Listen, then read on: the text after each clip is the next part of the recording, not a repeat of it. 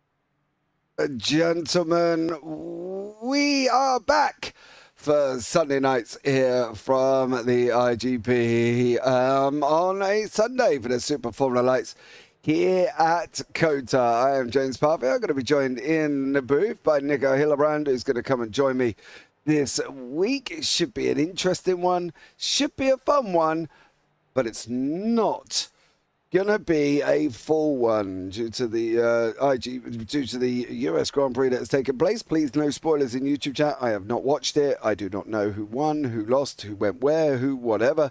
So please do not post them in chat. We've got a couple of minutes left of qualifying.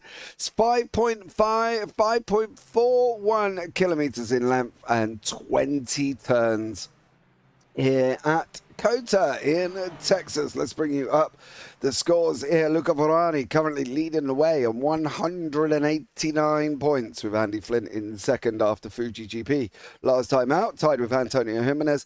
Simon Felik in fourth with 117, and Kevin Swempstra, Marlon Morden, Paul LeMay up into seventh. Dennis Cornu 8th, Jack Williams, Lee Aberdeen in 10th. Then you've got Raheem Hakim, Robert Ridgway, Jakob Olazwinski, Hungayan, and Patrick Williams, your top 15. As normal, we only cover the top 20.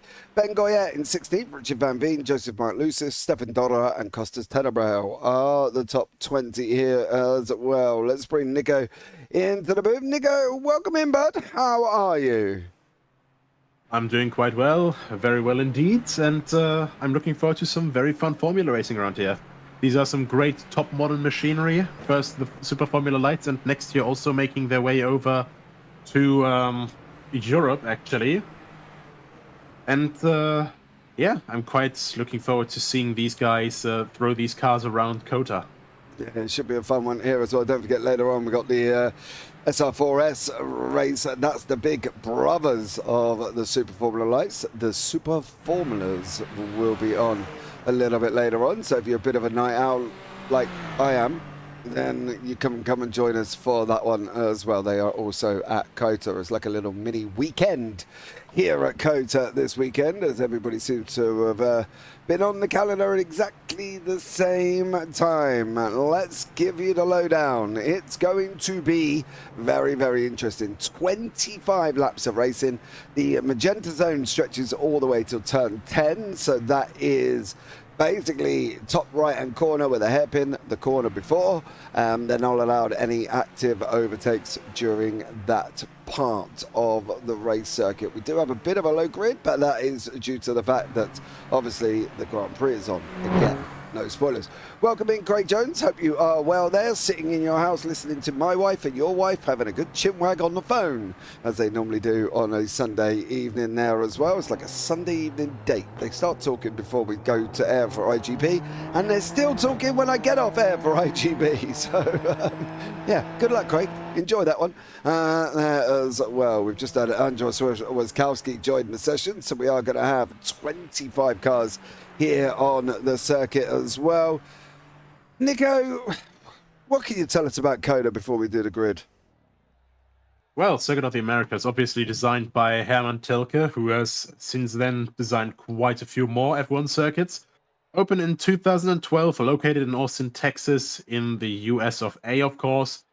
It's a 5.513 kilometer or 3.426 mile lap, 20 corners, and, well, actually atypical to a lot of modern race circuits, quite a lot of elevation change, which also was actually made, quite interestingly, completely artificial. So this was a huge construction site for quite a while. I actually still remember when Red Bull did one of those promo stunts here when they raced their car on the dirt build-up where they just had finished the elevation construction for this. So yeah, quite some history now, 12 years ago since this is opened. Maxim Spearvan is going to be on pole with Lee Aberdeen in second, Jakub Oleszewski in third, Simon Frelich will take fourth. Then you got Tony Jimenez fifth, Ludovic Rancon in sixth, Kevin Swemstra, Dennis Cornu in seventh and eighth, then Luca Varani down in ninth, Robert Ridgway 10th, Andy Flint and Paul LeMay in 11th and 12th.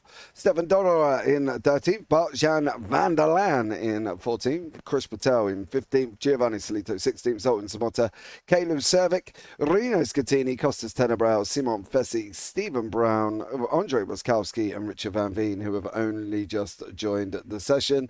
And then further back is Alan Lee on that one. This circuit, as you say, is not very old. It's quite a baby in conjunction with some of the modern day circuits that we're aware of as well here, Nico. And does it go against the track, do you think, being such a baby?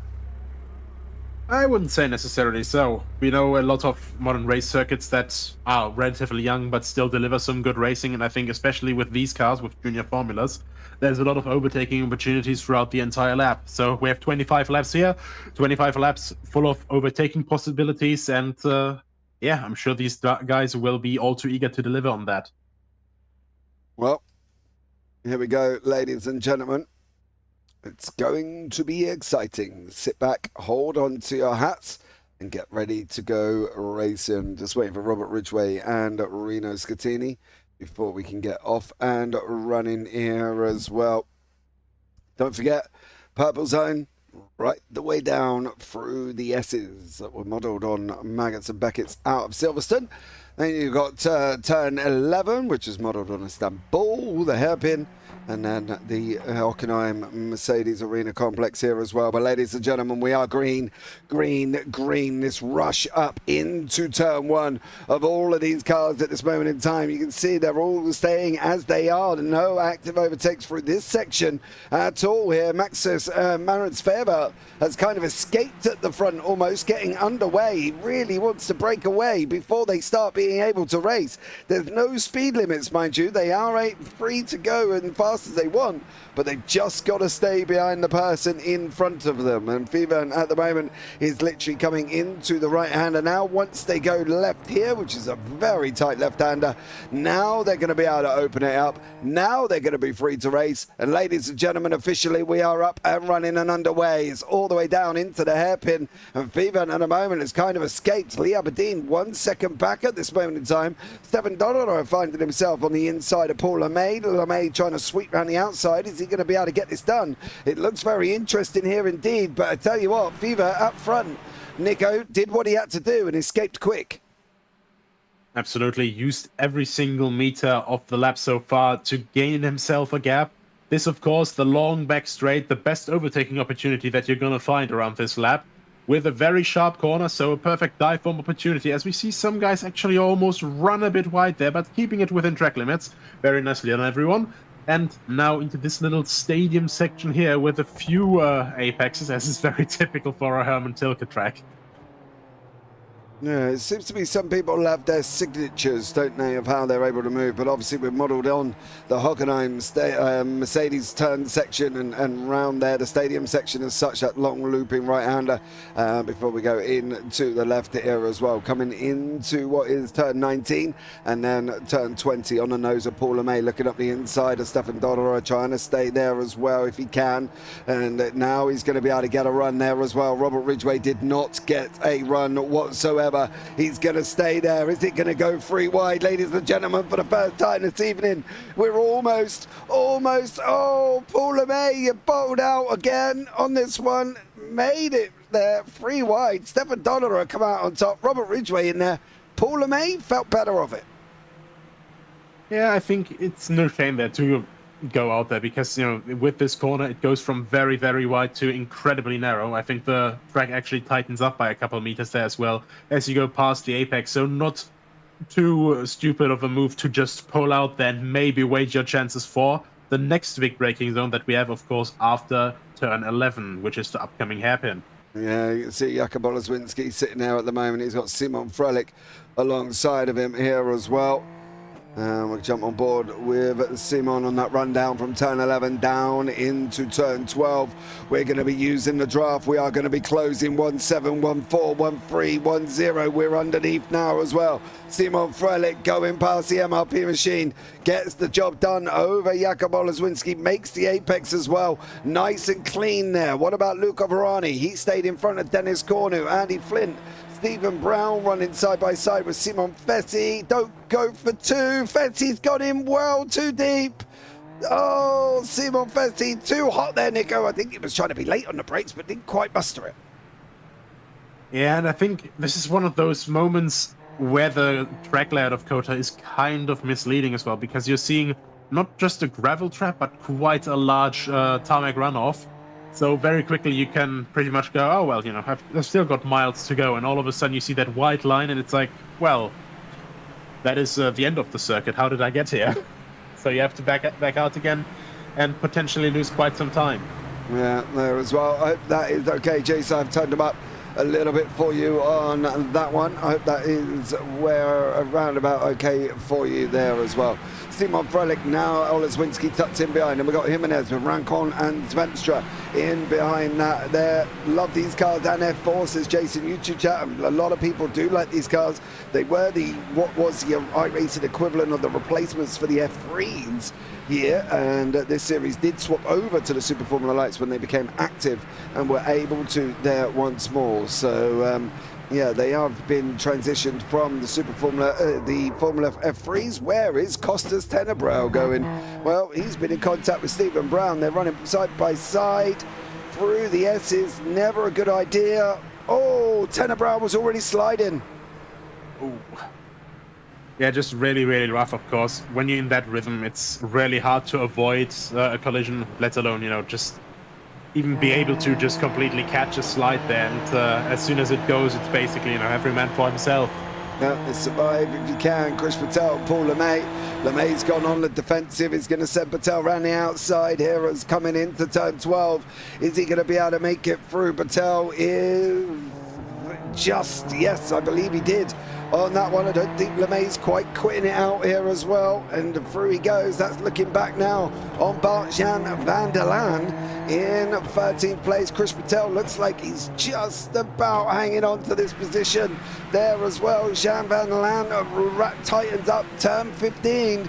No way through there as well. Just jeopardizes exits. Tenebrau looks like he's just been off. What has Stefan Dodora been up to here? In that buzzing horn. It's, oh, dude. Watch the snap. Here we go.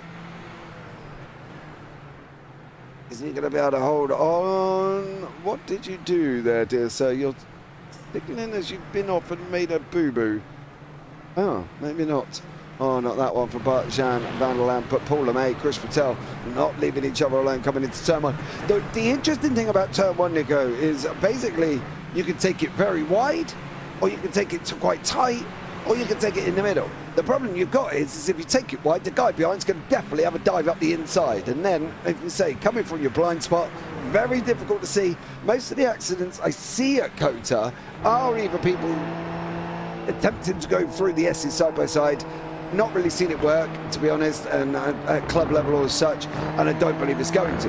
Most of the accidents outside of that have been turn one, where people have run wide to open the corner up, somebody's dived up the inside, and the guy on side's not seen them. Yeah, I'd say I'd absolutely agree with you. Turn one is definitely the biggest killer at Kota, because there's just too many lines to be able to take there. And the guys will always look for new corners that they can get alongside with you. You know, they're always trying to look for another gap. So if you're taking it a little bit wider, of course they'll instantly go for the inside, then try to run their own line. And because it suddenly tightens up so much, these guys will very easily collide. I mean, we've seen it last year with George Russell running directly into the side of Carlos Sainz, and you know, the immediate hellstorm that broke out after that. So yeah, it's just really unfortunate sometimes.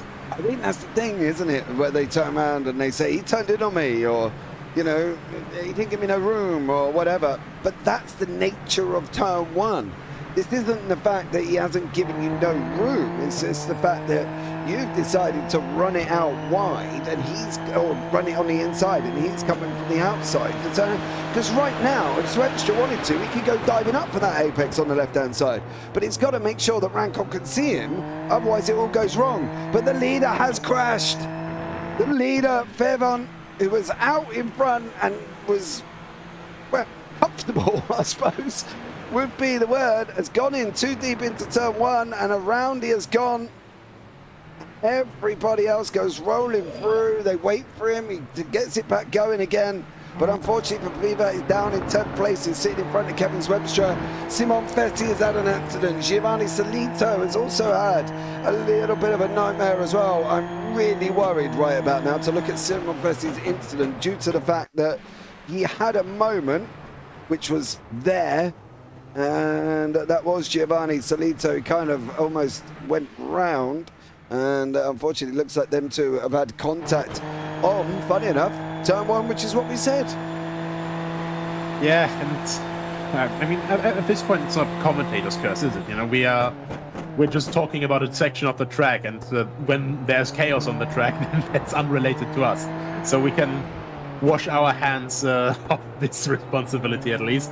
But yeah, it's just, it can catch you off guard very, very quickly. Of course, in turn one, you also get up on the hill quite steeply, and pretty much go slightly over a crest, as these guys are now very, very tight there through that triple right-hand down. That I think that was sliding off to the side there, but actually caught it. Very, very nice, Tony Jimenez. Yeah, Tony Jimenez had caught that one, but I can tell you what, he was having a nice little battle with Viva net.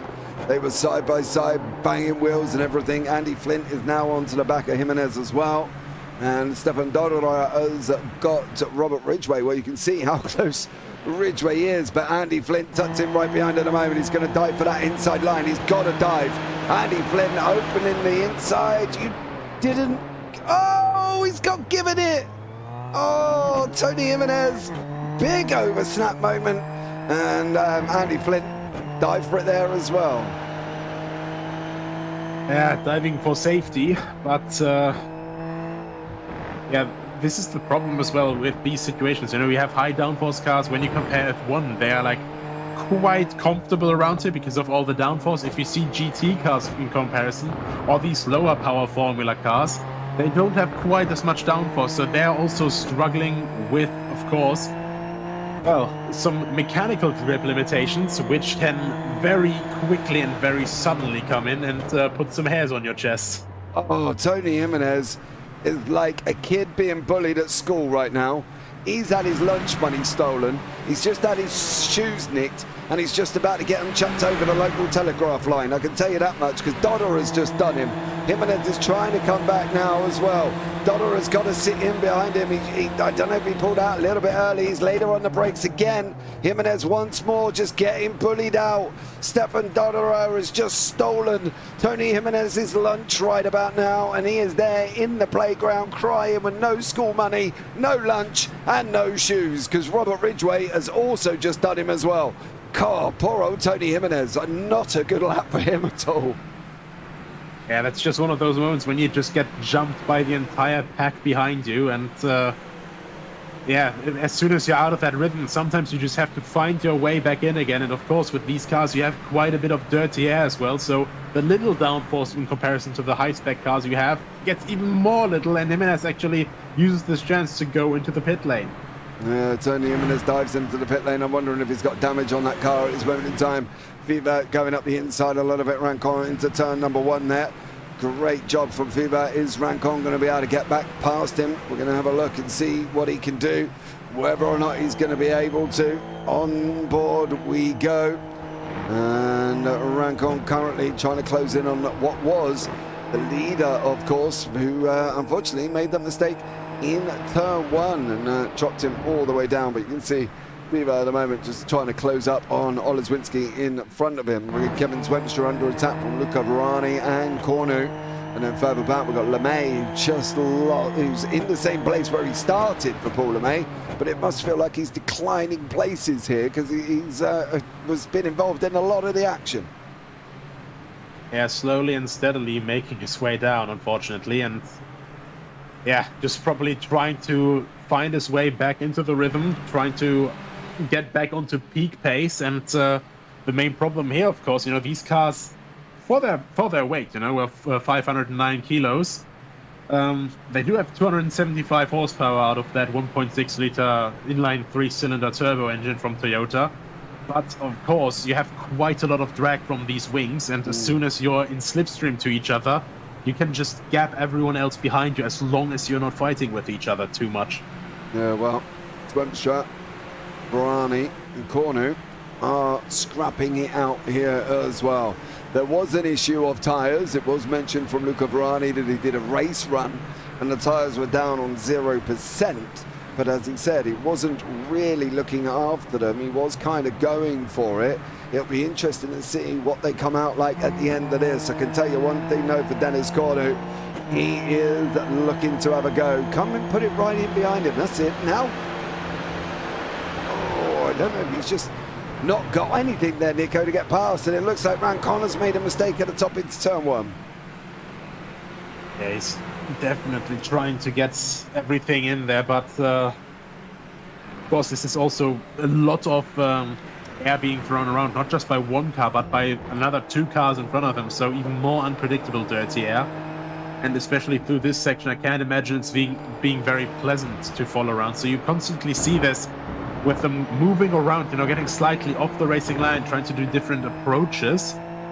And that's just purely to try and get a little bit out of that dirty air, get every bit of downforce that you can, and run a little bit closer to the guys in front, but not always quite possible as they would want. Yeah. Sometimes, unfortunately, the airwash goes straight up front across. Andy Flint has had a moment. Is there any going to be swapping positions down here? There's not.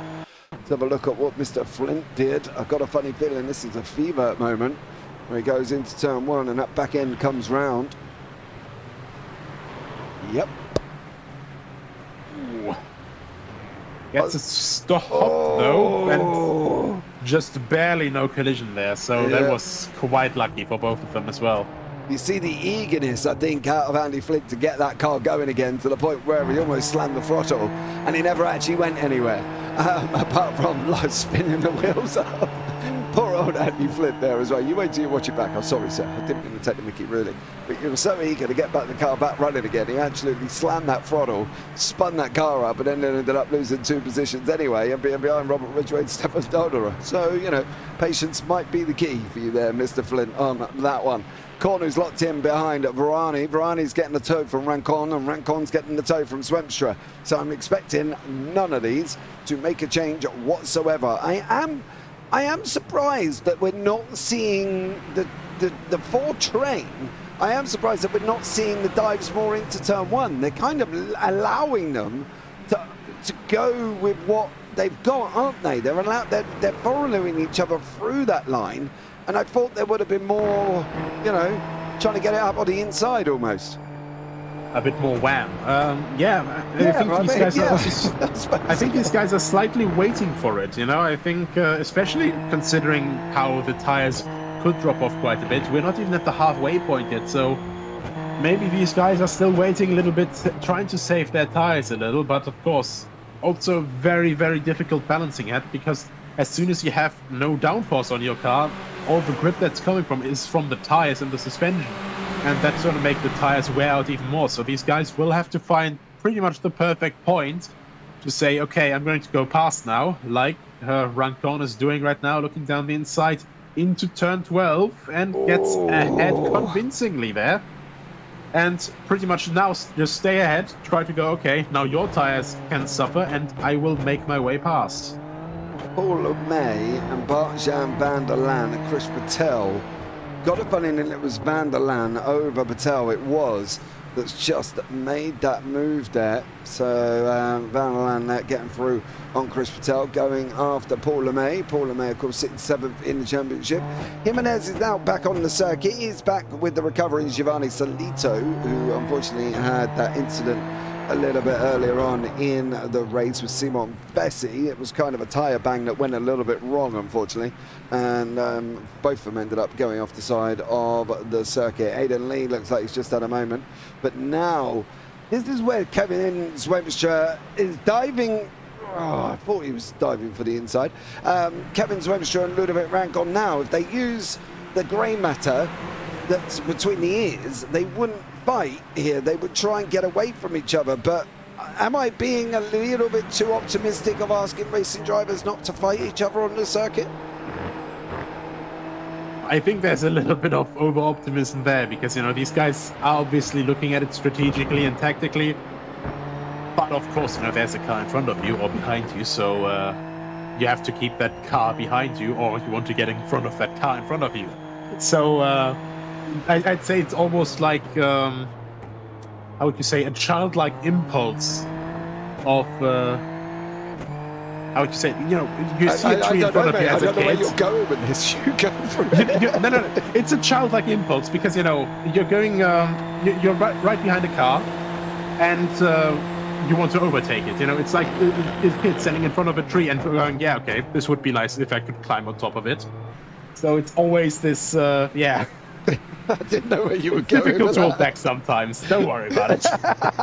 just a quick tangent. A little bit around Cole and Kevin Zwemstra. They've swapped backwards and forwards a few times here. Now they're going to go and side by side again, coming through 16 and 17. Zwemstra does manage to keep on that position as well. Started all the way down in turn 12 and finished by the time we got out of turn 16, but it isn't done just yet. I think a little bit Rancon is not going to give this up. He is trying to stay with Zwemstra. Varani's in there, Corney's in there. This is the closest battle. We've got Chris Patel, Paul Lemay and Bart-Jan van der Laan just coming into the picture at the top part of the screen there as well. Harley Morris in YouTube chat. Yes, Scattini, you can do it, he says, as Reno's recovered back to 17th at the moment now. I'm not quite sure what the accent was, Harley. I do apologise for that one. But a lot still taking place on this circuit. I am interested to see something that's been going on up front. I've kept an eye for the last couple of laps, and you can see here as well, Simon Frelich, even though he has been he's been slower than Lee Aberdeen over the lap there, you can see that currently at this moment in time he's been slowly bringing him in. He's brought him down to less than a second at this moment in time, and is slowly making moves on him. Yeah, and those two are basically just slowly getting closer, and I think that's also visible with the different philosophy, so to say, you know, over the race distance. You know, are you going to push early? Are you going to push late? When are you going to start pushing? Like, when are you going to start properly putting the hammer down? And that's always this cat and mouse game where you really want to know when you want to pull the more metaphorical trigger instead of literal one. Yeah, I think that's the thing at the moment, isn't it, as well? You know, he has been visually closing. He's been teetering on and around that second mark. Bart-Jan van der Laan. Oh, I'm not quite sure what's gone on down here, to be blatantly honest with you. I think van der Laan run a little bit wide. Chris Patel also run a little wide, and then an overtake happens here with van der Laan getting done going into turn 1, I think, by Patel, and going deep in. I think he's gone deep into one, to be honest. It looks like he's carrying a lot of speed for Bart-Jan van der Laan. Manages to hold on. Where does Patel get him then, if that's the situation? Oh, there. Oh, man, that sausage curb literally bit Bart-Jan van der Laan. Watch the sausage curb. He bounces that car. Oh, man, he must have been one of them moments. Oh, Simon Frelic's in the wall. Just as we go back to Simon Frelic, and he has battered the car, and another sausage curb. Oh, no. Watching that makes my spine hurt. Oh, it is such a good job. This is literally virtual. Oh, mate. Look at the car. It's beaten. It ain't feeling so hot. No. Oh. Definitely not. Definitely not. For me, that's really painful to watch because a couple of friends of mine actually broke their spines on sausage curb before in real life. So I know all too much from that description what that feels like. One of them broke it at Zolder at the back straight chicane, and the other one actually did at Kota. Zwemstra and Rancon swapping places again there. Trickery, the sausage bite you in Austin, and Domi, no, Simon! And Vincent there just putting a crying emoji in YouTube chat. Bless them, they're all a little bit upset over Simon Frelic, and unfortunately for him, going and, well, just absolutely wrecking the car. Van der Laan has had to jump. Oh my God, no! Paul LeMay does something. And then Krish Patel does something after. Oh no, I'm fearful. Oh. Yeah, that's just that instinct to try and keep going, get out of the way, and unfortunately, at the same time, following cars just unable to do anything about it. Yeah, and he's done something again here as well for Patel. Whoa, dude. That was lack of concentration, I think, for Krish Patel, or damage. Because it's not every day you take your car in that direction, and he did there, unfortunately, as well. Ludovic Rancon, Luca Varani, and Dennis Cornell have now become the closest battles again, and we did have a good few at one point, and we've got 12 laps remaining, and they're slowly dwindling here. Yeah, and very, very slowly going away. I mean, still, we still got a decent chunk of laps left. We are past the halfway point. But these guys, you know, when you're pushing on the limit around here, you have two breathers basically on the two long straights. But other than that, you constantly have to be on the limit here. And especially in these lower power formula cars that don't have as much downforce, you're constantly basically fighting the car against the G-forces around here. I think that's the thing, isn't it? With this car, it makes it very, very, very interesting, because a high downforce open wheeler normally, right? Because that's what we associate it with as well. But there's been times where we've seen absolutely nuts aero wash going in front of these cars, and cars just going off in different direction, and all sorts been happening at the in these cars. But is that what makes these cars so fun, Nico? To a degree, they are fairly unpredictable, should we say? You're talking to the guy that does mainly historics for his entire sim racing life. So yes, the lack of downforce makes things very, very fun, I would say. Especially when you have, you know, close to 300 or even more horsepower. You know, you still have some decent downforce. I'd actually say, you know, like, these cars probably produce around the same downforce as an early 70s F1 car. And you have a little bit more downforce pushing you on the ground, but you also don't have very wide tires. So it's a little bit skittery. It's a little bit back and forth of, you know, where the car actually wants to go and where you want it to go. So a little bit of a polite but speedy argument across the lap. And it's just phenomenal to watch, isn't it? Yeah, Reno Scatini and Tony Jimenez were side by side at one point. It looks like Giovanni Solito, and I can't believe this can be possibly Costas Tenegrau. That's going up into turn 1. And the back end coming round, what do we reckon? There we go. Look at that. I almost feel like a psychic about now going into turn 1. And Giovanni Solito here as well. That's into 12. That's coming round a little bit too fast. What iRating you need to join? You don't. You just need to be safe, buddy. That's literally all you need to do, is just be safe, be a good driver, and don't be silly.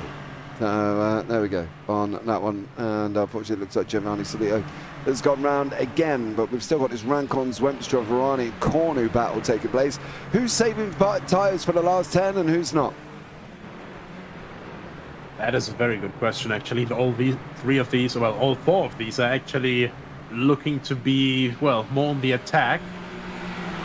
Well, furthest one up ahead, Rancon seems to be on the defense, of course, but every defensive move, every extra bit of movement that you have to do to defend, that's always a little bit more tire wear. As soon as you have lateral movement in the car, the tires rub more and more, and you can actually see quite nicely, the minimal steering movements that he's trying to do right now keeps tire temperatures down, keeps, well, the tire wear down, and just tries to keep everything calm around him. How do you do that? There are people out there generally who are sitting at home right about now, right? And I've had this conversation with many people before, who can sit in the car, and when the car gets hot, like I find it in the V8s I'm driving at the moment, the supercar V8s in iRacing, Zwemstra's gone very, very wide there, I've got to be honest, and Luca Varani did not have an opportunity, was not close enough. But the V8s I drive at the moment is when they get very, very hot, they're an absolute rascal. Try and cool down. And some people, when you say tyre save, don't know how to. Some people will say when you say fuel save, they don't know how to. How would somebody go about tyre saving in a car like this? Are we talking dropping back like Cornu is? What are we talking about here, Nico, for the people at home? Basically, you can do it in many different ways. That's the nice thing about it. So you can always try to adjust to your current situation. When you're following them right now, so for example, let's say we're following the third car in that little group, we're following Cornu. He gets slipstream from 2 cars down the front straight. Of course, he can basically just stay flat out the entire way, try to get as close as possible on the brakes. But instead, he can also try to lift off a little bit, basically keep the distance constant to the car in front, but save a little bit of fuel. That's not a lot, but every little bit helps, because it just really does amount to quite a bit when you come over the race distance. Then tire saving is, it's difficult when you're fighting, in positions like these. When you're obviously you are easy to slow down for a little bit. Just not put full load on the tires every single lap. If they're overheated, you have to pull back for quite a little bit, because it's just too much, as we have some smoke there, which I think was a spin probably. And it always depends, how the track temperature is, when to give everything, when to hold everything, when you are actually able to just get everything down on the road, and when you quite frankly can't. That was what that situation was when we said about the tyre smoke. Jakub Oleszwinski, Paul LeMay has been off, and he's been off again, and then he went off again, and something has gone on with Paul, because he's had to jump back. Ow! Oh, another one in the wall because of that sausage curb. And I know if Paul is on a direct drive, that would have not done that man any favours. I know he does suffer with a long-term injury. Funny enough, in his arm, and that would not have done him any favours depending on the wheel on that one. Luca Varani now up behind Zwemstra. Zwemstra is behind Rancon, and Varani's in there as well. Closest battle on the track. Dodder is slowly trying to close down on Flint. Tony Jimenez is closing down on Waskowski. Waskowski up 12 places. Don't forget, starting right near the back there. Biggest loser, obviously Simon Frelich, who's out and down 18 places. You can see the drivers that are out on the left-hand side at the moment. Patel, Lee, Froelich, Bart-Jan Van Land, Simon Fessy, Stephen Brown, and possibly Paul LeMay. So for a track that's wider than Belle Isle, longer than Belle Isle, and at times seems to have more retirements than Belle Isle. I definitely agree. I mean, this is also... The thing is, like, with Belle Isle, you're in there from the get-go. You know the walls are literally right there. You're constantly reminded of your own mortality, so to say. And so you're always obviously pushing on the limit, but still more hesitant to go fully at it for the entire time. So you're constantly more alert. You know, as Julian Palmer said, you always have to be alert on a street circuit. And then he planked it into the wall at great velocity. And before that happened, when it doesn't happen, with this track, it gives you this false sense of security. The walls are quite far away, you know, there's a lot of tarmac runoff, so even if you miss your braking point, you have a little bit of a safe zone, so to say. So when all of a sudden that safe zone is gone, it's very quickly surprised Pikachu face, as we have another bit of moving here. Yeah, Webster and Rancon are just swapping places from 11 to 12. And they've constantly been at it. Waskowski and Jimenez passed once, and they passed again. And at the moment, Waskowski is still in front of Jimenez. So poor old Tony Jimenez there, trying to come back through. And now he's looked at going up the inside again. Is he going to be able to get this done? Oh, I wondered what Waskowski was going to do then for that break. I thought he was trying to like bump him off. But he's tucked up there as well. He's pulled out again, fought better. That I don't understand. I've got to be honest, pulling out that close to the braking zone and then trying to get the car back into line again, for me, is pointless. I don't get it. You either make the move early so he knows he's coming, or you don't make the move at all, Nico. I never understand that, pulling out in the braking zone, pulling back in to take the line again. All you've done is jeopardise yourself, and for Waskowski now, he's 2 tenths or 3 tenths more behind Jimenez than he was if he followed him through. I don't understand that. Well, it's all about the mind games, James. You know, it's all about the wonderful, wonderful mind games you can play. As soon as the other driver can see, you know, oh boy, there's some movement, you're basically just trying to disorient them, make them lock up, make them move a tiny little bit, and it's, you know, sort of when you make them do like an aggressive defensive move, like, you know, completely pulling over from the outside to the inside just with a little jolt or with a moment of where you're inside. As soon as they're off their line and you can take the line normally, they lock up or you just get past normally. Maybe even if you don't get the position, you win mentally, and that puts them under stress, and that forms another crack in their defense that you're trying to exploit. Three wide. Exactly like that. No. Oh my God, Luca Varani. Oh, I tell you what, Varani is going to need Kim Kardashian's nose job number on that one, because he nearly lost his to Rancon and Kevin Swemscher as well. Spin the car doing that too, and that's exactly what I mean, Jakes. He literally played the mind game and is now 1.9 seconds behind. It almost seems pointless. It's about pointless as me sitting here making a paper aeroplane and throwing it at the screen and hoping to hit Luca Varani in the eye. It's just never going to happen. I just think, make the move early before you get in the braking zone, or don't make it at all, because clearly, no offense, Waskowski, if you're going to watch this back, brother, it hasn't worked out. I'm lost, but there we go. Rancon, Swemscher and Varani, and also Keanu, just... Guys, these have been together like Velcro, Nico. One's overtaken, one's got back through. One's overtaken, one's got back through. But I can tell you who's not going to overtake anymore at this moment in time. Here's Zoltan Zamota as he comes down here. It's going to go round. There we go. One of them slow, awkward spins there as well. It's for Zoltan Zamota. Not good. But, yeah, poor little man. That one, but these four seems to be almost Velcro together. Oh, what's it? Not Velcro, it's almost like bungee cord, isn't it? One gets away and he pulls the other one with him. I mean, as long as they're not welded together, then there's some nice dynamics still up for play. in these closing laps, and I mean, that's the thing about the mind games, you know, you have to play them right, so that makes, you know, that's the difference there between Look at getting the...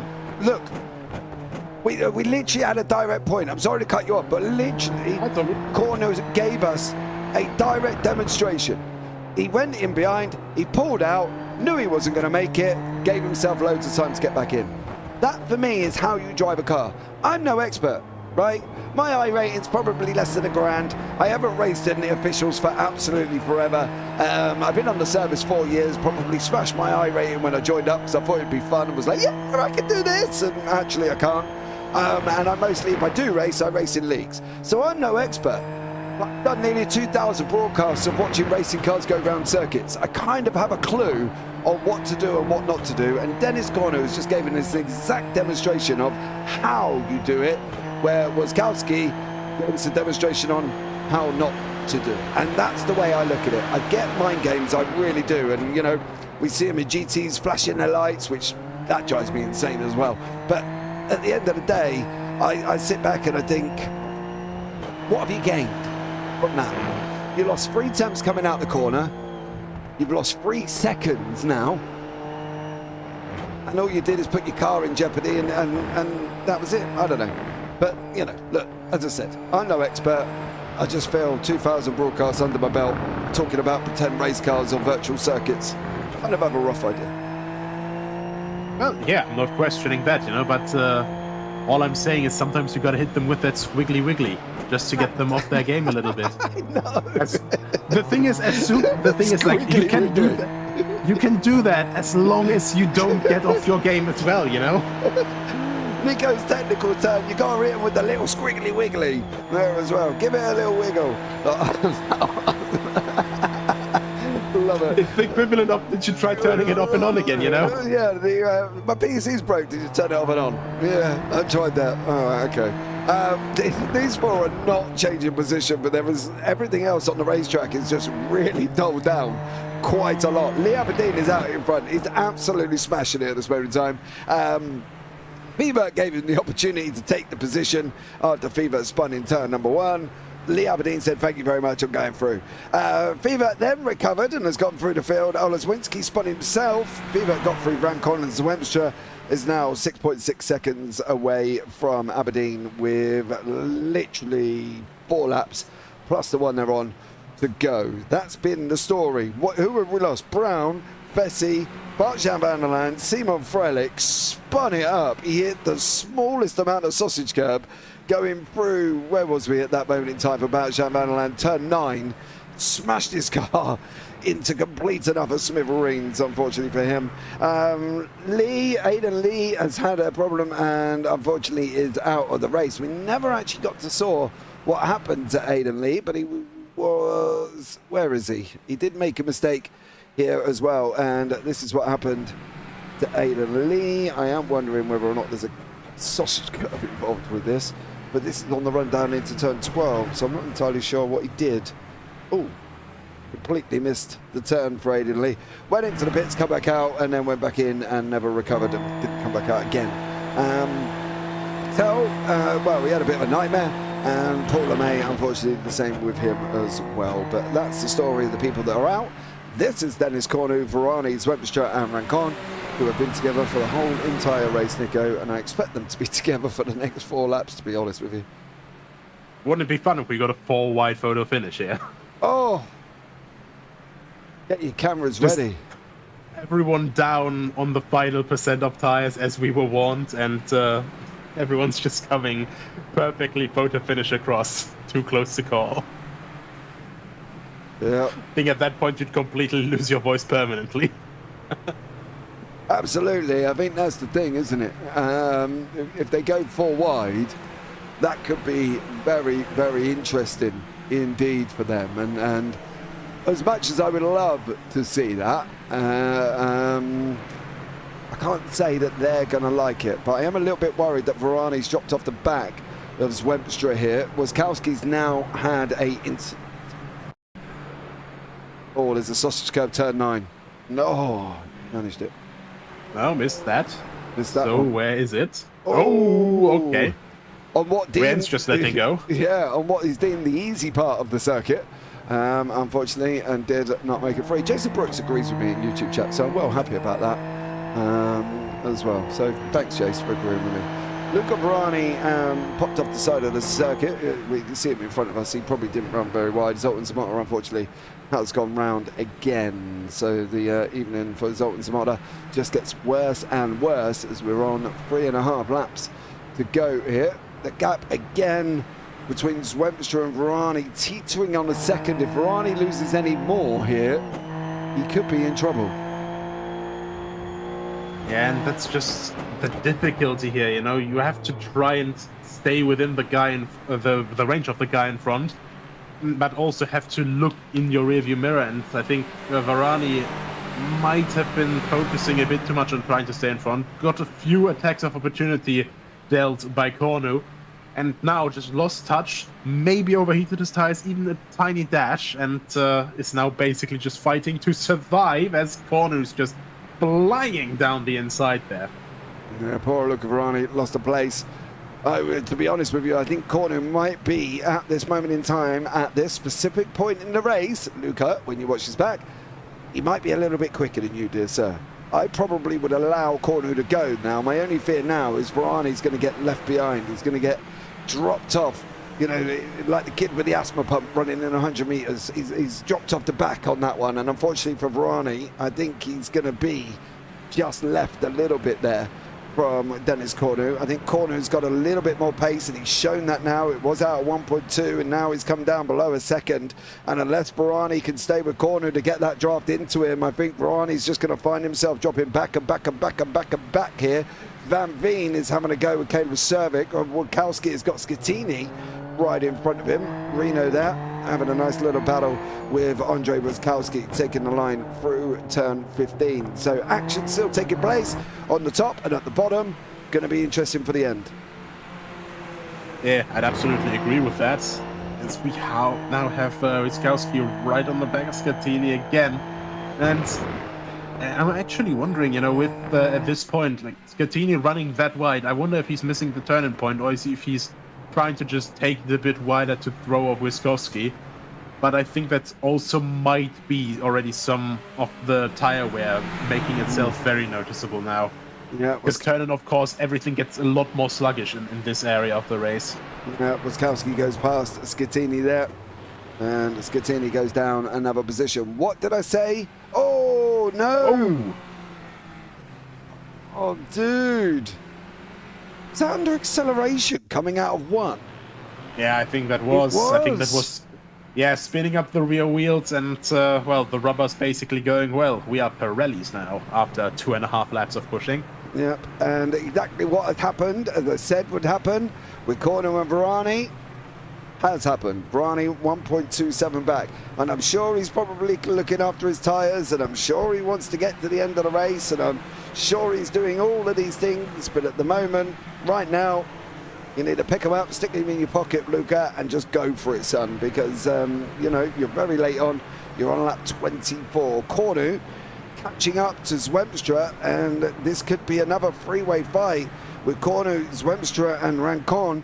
As we're on lap 24, the leader is coming down through turn 3. He's the white dot on the right-hand side. Kevin Zwemstra over Ludovine Rancon once more there as well, and in they go. Up he goes.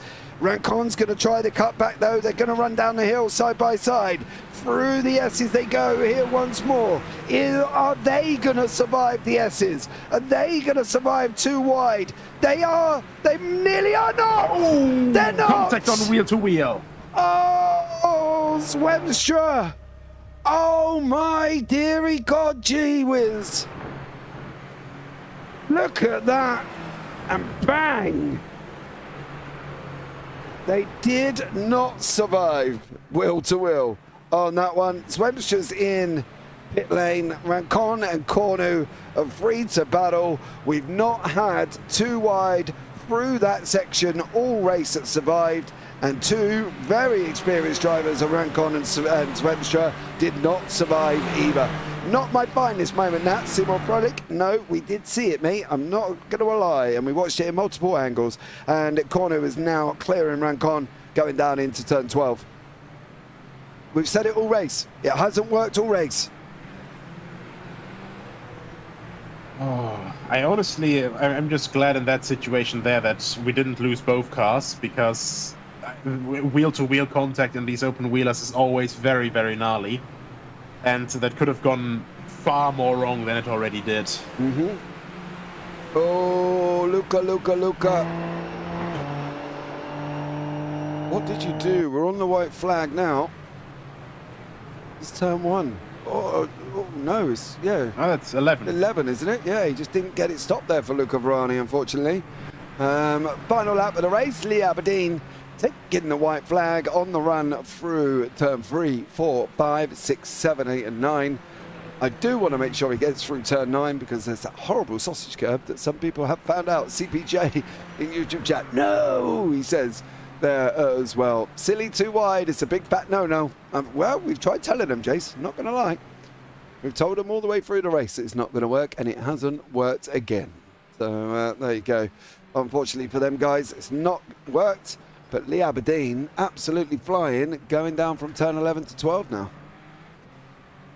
Yeah, basically made his way very, very easily to the front after that unfortunate spin at the lead early on. Basically kept it consistent, kept it out of the walls, and kept the tires in a more loving manner. What's going on? Actually, Luca Varani, despite the tires being absolutely cooked like a loving meal of a good mother, still being able to fight for P5, maybe even P4, if we get enough slipstream down the front straight. Yeah, is this Varani showing me that he's going to be there going, James, I've saved tyres. I've saved tyres. I've saved 3 wide. Oh, Varani. Is he going to make it through? No. He goes well out the way of it at the moment. Lee Aberdeen's coming round the final corner. He's coming round turn 20. We're going to pick up on the leader very, very shortly. He comes over the line. Lee Aberdeen wins the 25 laps of Coda here in Austin, Texas. Gets the job done. Fever is going to take second. Oleswinski's going to take third. What is going on with Varani and Rancon and also Cornu as they're coming into the final corner now? I don't think this is long enough, you know. I think that start line is not long enough for them to get the run here. It isn't. Dennis Cornu, Rancon and Varani. That's that white line at the top there, isn't it? It's gone and there as well, and everybody else comes over the line. I think, do you know what? But the fact that we only had 25 cars, and normally with IGP we're used to seeing 50, I enjoyed that. I thought that was a good race. I mean, it brings home the point that, you know, it's not just the number of cars that's the moving factor. It's also, you know, the racecraft in it. And with these guys, you know, they've very well respected each other's boundaries there while still bringing us a very nice fight to watch. You know, you could really see that they have, you know, the common respect towards each other on track. Yep. Obviously, there was a couple of 2 wide moments and a couple of silly mistakes going in through the S's. There was Simon Frelich making his own unfortunate moment, making that car into a hovercraft for Simon there. As Waskowski's going to come around turn 20 now. Left-hander Giovanni Salito will be behind him, but Rino Scattini up 8 places. Well done, Rino. Gino comes over the line there as well. Great job from all of these guys. Let's bring you up the results from this race, and I can guarantee there's probably some drivers that are quite glad to see the back of this. But Lee Aberdeen is not one of them drivers picking up the victory here as well. Maxim Fever second place, Jakub Oleswinski in third. Dennis Cornu in fourth, then Ludovic Rancon in fifth. Then you got Luca Varani down in sixth, Robert Ridgway down in seventh, Andy Flynn in eighth, Stefan Dodera in ninth. Tony Jimenez survived and ended up down at 10th after absolutely getting robbed silly, like in the school playground there for Tony Jimenez, unfortunately. Rino Scattini down in 11th, Caleb Sivik down in 12th, then Richard Van Veen in 13th, Andre Waskowski down in 14th, Giovanni Salito down in 15th place. Then Kevin Webster 16th, Owen Zamota 17th, Nicholas Tenebrow, Costas Tenebrow 18th, Paul LeMay out Chris Patel out, Simon Frelick out, Aidan Lee out, Bartjan Bannerland out, Simon Fessy out, and Stephen Brown also out of the race on that one. Sum it up for us then, Nico, because to be fair, I've enjoyed it. I would absolutely agree. It's I think it was a very nice display of racecraft and, of clean racecraft, especially with these guys trying to give each other quite a lot of room. Of course, sometimes you just have to throw the sand because it was the closing stages of the race. It was the S's, and for a short moment it did work too wide, but unfortunately then it didn't. But nevertheless, it was great to watch while it lasted. It worked right up until the point it didn't. So there we go. Unfortunately, on that one. If you do want to get involved, I have put a Discord link in chat, but there is head to the website down below as well, iGP.com. Actually, I put the website. Check out iGP.com, and all the instructions are there on how to join as well and read up everything about the league itself. It's been going for 20 years now. This league, or the IGP League in a conception, not necessarily just F3s and Super Formulas, but obviously before that as well. So go and check them out as well. Great league to get yourselves involved with. Great racing, as you have seen. Well, that's going to wrap it up here, guys. Later on, we have got the Super Formulas. What are they, I hear you say? They are the big brothers of the Super Formula Lights with the push to pass. We're talking 190 mile an hour plus in these cars. Come and check them out later on. I promise you, you will not be disappointed. That goes off around about 10 to 1 in the morning if you are BST. That's 10 to 7, 10 to 8, I think it is Eastern, if I'm trying to do quick time zone maths, which doesn't always work. But for now, much appreciated. Thank you so much. Like, subscribe, and turn on the bells. I've been James Parfitt. I've been alongside Nico Hildebrand, and as always, take care. Have a great week. And you never know, we might see you on the track sometime. Good night.